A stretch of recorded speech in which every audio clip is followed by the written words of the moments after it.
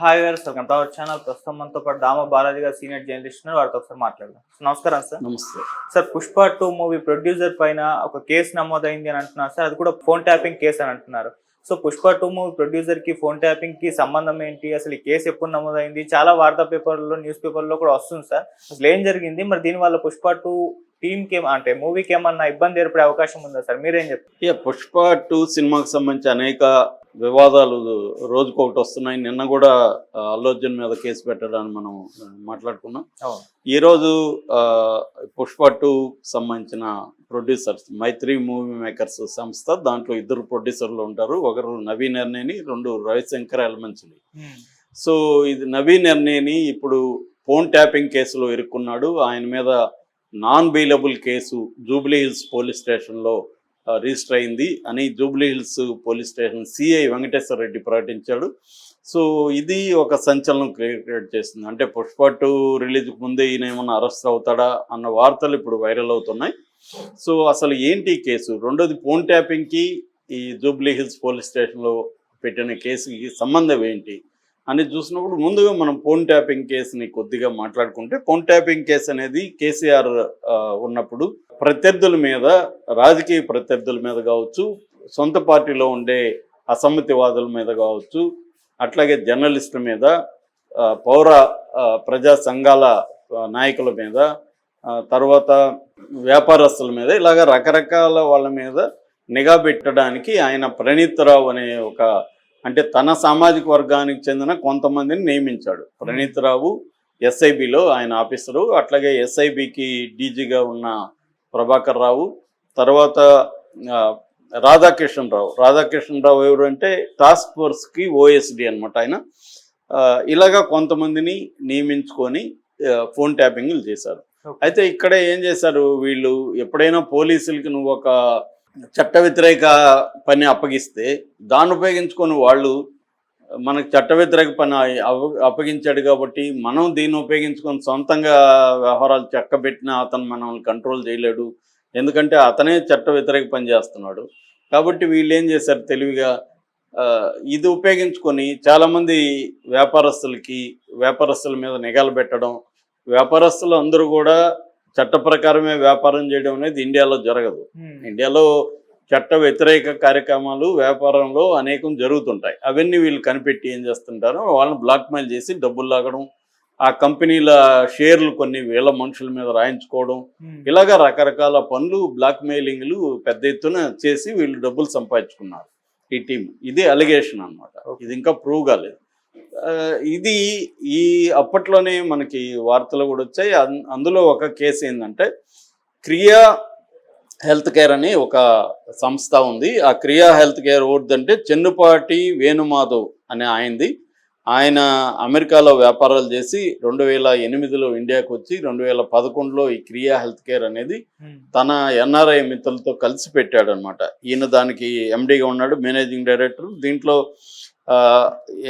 వాళ్ళ మిత్రులు, పార్ట్నర్లు, కో డైరెక్టర్లు గోపాలకృష్ణ సూరెట్ల, రాజ్ తల్సరి, రవికుమార్ మందలపు, వీరమాచినేని, పూర్ణచంద్రరావు, వీళ్ళు నలుగురు. ఒకప్పుడు దీంట్లో నవీన్ ఎర్నేని కూడా ఉన్నాడు ఒక డైరెక్టర్గా. ఎందుకంటే నవీన్ ఎర్నేని కూడా అమెరికాలో వ్యాపారాలు చేస్తుంటాడు. ఆయన కూడా ఈయనకి ఫ్రెండు, ఈ మాధవ్కి. సో వీళ్ళంతా కలిసి పెట్టారు అనమాట.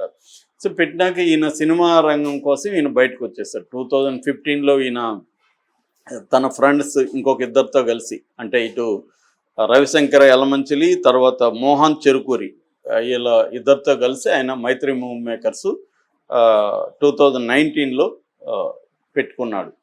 అయితే మోహన్ చెరుకూరి పక్కకి వెళ్ళిపోయి వైరా ఎంటర్టైన్మెంట్ పెట్టుకున్నాడు. ఇప్పుడు మైత్రి మూవీ మేకర్స్ ఈ 2 ఉన్నారు, నవీన్ ఎర్నేని, రవిశంకర్ ఎలమంచిలి. వీళ్ళిద్దరు కలిసి ఫస్ట్ శ్రీమంతుడితో ఎంటర్ అయ్యారు 2015లో. దాని తర్వాత జనతా గ్యారేజీ, రంగస్థలం, సవ్యసాచి, అమర్ అక్బర్, ఆంతోని, పుష్ప 1, పుష్ప 2, ఉప్పెన, సర్కార్ వారి పాట, వాల్తేరు వీరయ్య, వీరసింహారెడ్డి, ఇలాగ చాలా సినిమాలు చేసి మైత్రి మూవీ మేకర్స్ నెంబర్ 1 ప్లేస్లోకి వచ్చారు. ఇప్పుడు కూడా రామ్ చరణ్ RC16, ఎన్టీఆర్తో ఎన్టీఆర్ 31 ఇలాంటి సినిమాలు ఉన్నాయి. మొన్న ఆయన రీసెంట్గా బర్త్డే జరిగితే ఒక 10 రోజుల ముందు ఆయన బర్త్డేకి 8 సినిమాల సిబ్బంది ఇది చెప్పారు, విషెస్ చెప్పారు. అంటే 8 సినిమాలని ఆయన ప్రొడ్యూస్ చేస్తున్నారు.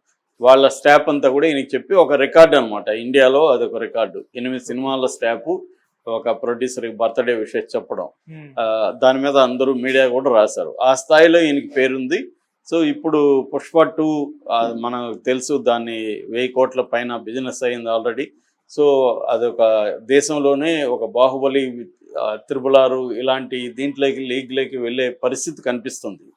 సో ఈ క్రమంలో ఇప్పుడు ఈయన మీద కేసు ఏంటంటే, వీళ్ళు ఈ రాధాకిషన్ రావు, ఈ నలుగురు డైరెక్ట్, ఇందాక చెప్పిన కో డైరెక్టర్ నలుగురు ప్లస్ నవీన్ ఎర్నేని, వీళ్ళందరూ కుమ్మక్కయ్యారు. కుమ్మక్కయ్యి ఈ చెన్నుపాటి వేణుమాధవ్ని బెదిరించి ఫోర్స్ఫుల్గా షేర్లని వీళ్ళ మీద రాయించుకున్నారు.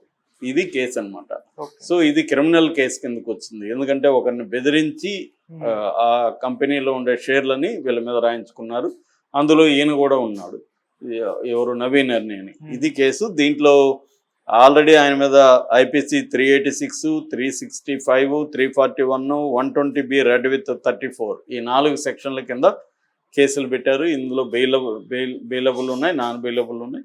సో ఈయన్ని ఇప్పుడు ఏమన్నా ఎలక్షన్ ముందు సినిమా రిలీజ్ ముందు అరెస్ట్ చేస్తే మాత్రం దాని ఎఫెక్ట్ పుష్ప మీద పడే అవకాశం కనిపిస్తుంది. సో ఇది ఇప్పుడు సంచలనంగా మారింది. ఎందుకంటే చాలా ప్రెస్టేజియస్గా పుష్ప 2 ప్రాజెక్ట్ ముందుకెళ్తుంది. ఇది కానీ పడితే అంటే సినిమా మీద ప్రభావం, సినిమా పెర్ఫార్మెన్స్ మీద ప్రభావం పడకపోవచ్చు, కానీ దాని ప్రమోషను, దాని వెనకాల అనేక వ్యవహారాలు ఉంటాయి. సో దాని మీద సినిమా ప్రభావం, ఇతని అరెస్ట్ కానీ అయితే ప్రభావం పడే అవకాశం ఉంది. బట్ అరెస్ట్ అవుతాడా లేదని చెప్పలేం. ఎందుకంటే రేవంత్ రెడ్డి ఆల్రెడీ నిన్న కూడా అల్లు అర్జున్ని మెచ్చుకుంటూ ఆయన మాట్లాడాడు. సో రేవంత్ రెడ్డి అనుమతి లేకుండా ఇది ముందుకు కేసు కదలదు. చాలా కేసులు ఏంటంటే మనం చూసాం, గతంలో కూడా రేవంత్ రెడ్డి మీద పెట్టిన కేసులు ఏమి ముందుకెళ్ళలేదు.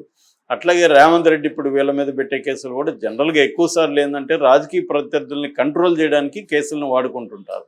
అంటే నువ్వు తోకాడిస్తే ఈ కేసుని ముందుకు తీసుకొస్తాను, సో అలాగా పెట్టుకుంటారు తప్ప వాటిని యూజ్ చేసేయరు. అంటే యూజ్ చేసేస్తే మళ్ళీ ఇది పనిచేయదు కదా, మన దగ్గర పెట్టుకుంటేనే అది పనిచేస్తుంది. అందుకని చాలాసార్లు ఏం చేస్తారంటే కేసులు పెడతారు. ఇప్పుడు జగన్ మీద 20 కేసులు ఎందుకు ముందుకు వెనక్కి వెళ్ళలేదు 11 ఏళ్ళు కంటే, జగన్ని కంట్రోల్లో పెట్టుకోవడానికి మోడీ ఆ కేసుల్ని ఉపయోగించుకున్నాడు. అలాగే రేవంత్ రెడ్డి కూడా ఫోన్ ట్యాపింగ్ కేసు కావచ్చు, తర్వాత ఈ మిగతా కేసులన్నీ కూడా ఇటు కేసీఆర్ మీద, కేటీఆర్ మీద ఉన్న కేసులు కూడా ఆయన లాజికల్ ఎండ్కి తీసుకుపోయి వీళ్ళని అరెస్ట్ చేస్తారా అనేది డౌటే.